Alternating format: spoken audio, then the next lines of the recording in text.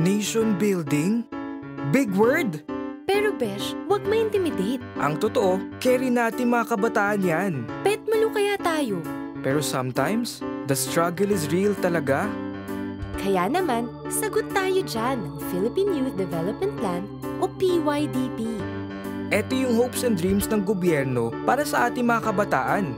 Para by 2022, we're all productive citizens of the Philippines. Oo, tayong lahat. Mga kabataan, ages 15 to 30 years old, Nag-aaral man, out of school youth, nagtatrabaho, pati na rin mga kabataang may specific needs. so what does it all mean? It means, lahat tayo natutulungan ng gobyerno to achieve our full potential. We're healthy, educated, may trabaho o negosyo, at kahit huma-hashtag travel goals, may pakialam pa rin sa country. Lahat ng ito para inspired tayo mga kabataan to do our part for inang bayan.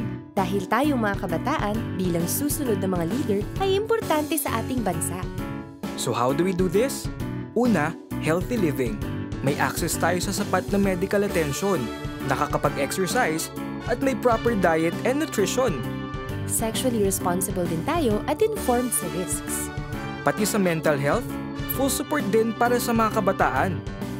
Lahat tayo may access sa quality education. Kumpleto sa gamit ang bawat classroom at mahusay na ang lahat ng teachers. So we can all be globally competitive. After graduation, we have options kung anong field ang gusto nating pasukin. Artist ka ba? Pwede! Professional? G rin! At kung gusto mo mag-business, Why not? ano man ang ating status in life, we're all in this together. Walang iwanan, kasi pantay-pantay tayong lahat. Nire-respeto at sumusunod din tayo sa batas. And we help build a safe and peaceful place to live in. We're also conscious of our impact to the environment. Para siguradong ma-enjoy at mapapakinabangan ng susunod na henerasyon ang ganda at likas yaman ng Pilipinas. And we're ready to lead. Gamit ang ating innovative ideas, talents, at pagmamahal sa bayan to introduce change in our communities Pwedeng sa government, o sa non-government organizations, ang mahalaga, makabuluhan ng ating contribution. sa ating bayan at sa buong mundo. Kaya nating makipagsabayan anywhere in the world. Sabi sa inyo pagdating sa pagbuo ng ating bayan o nation building, mahalaga tayong mga kabataan. Kaya ang pagsasagawa ng PYDP, pagtulong yan sa ating mga kabataan.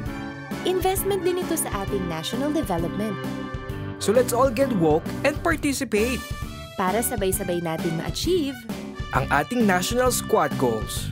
dahil tayong mga kabataan Ang tunay na pag-asa ng ating bayan.